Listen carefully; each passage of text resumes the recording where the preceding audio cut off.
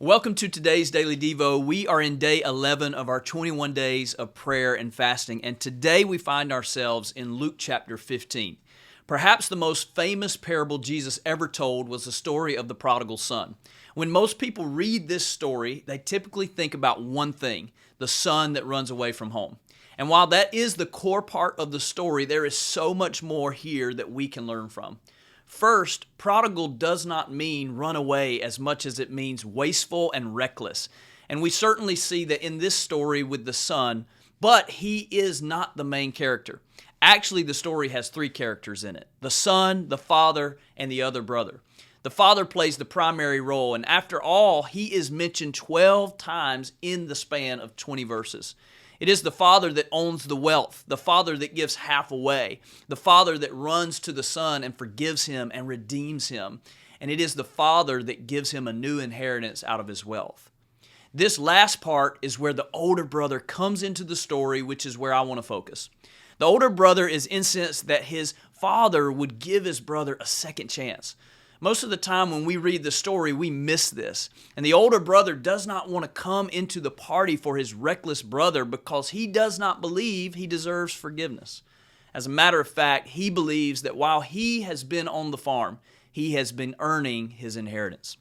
The implication from the older brother is that he saw everything as transactional and not in terms of relationship. He believed that if he worked hard and proved his worth by not being reckless like his other brother, then he would earn the right of the inheritance. You see, the older brother is just as lost as the prodigal.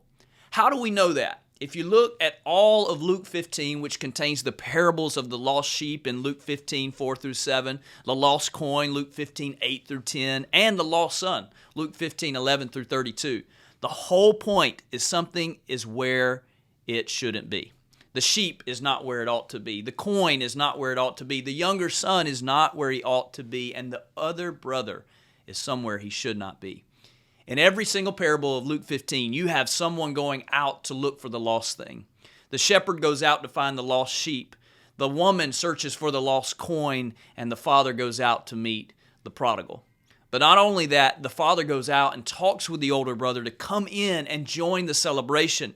The pattern for the older brother is the same for everything that is lost in Luke chapter 15. Henry Nouwen says this in his book, The Return of the Prodigal: not only did the younger son who left home get lost, but the one who stayed home also became a lost man. Exteriorly, he did all the things a good son is supposed to do, but interiorly, he wandered away from his father. How did the other brother wander away from the father when he had been with him the entire time? This is where Jesus' parable becomes the most brilliant. The older brother is lost not because he tried to obey every rule. He did. The other brother is lost because he did not truly know the father. It never dawned on him that the father would always forgive the brother no matter what he did. And the older brother was resting on rules and morality and failed to be in true relationship with the father. This is Jesus' point. There are sinners that we all know are sinners. They wear it externally, much like the prodigal. Their lives are marked by recklessness and wastefulness. And then there are sinners that no one would ever know. They are rule followers and steeped in morality. They are lost because they are trusting in their own righteousness. Now, you have read this over and over again in this devotion, but it is part of Jesus' teaching. Your own righteousness and work will never put you in the right relationship with God. The only way to be in right relationship with God is to know Him and His heart of forgiveness, according to 2 Peter 3:9. One of my favorite preachers and theologians, Timothy Keller, says this: the gospel takes you completely out of the elder brother religion and takes you completely out of this. Doesn't say you're either good and valuable or sinful and worthless, but you are very sinful and absolutely valuable in Christ.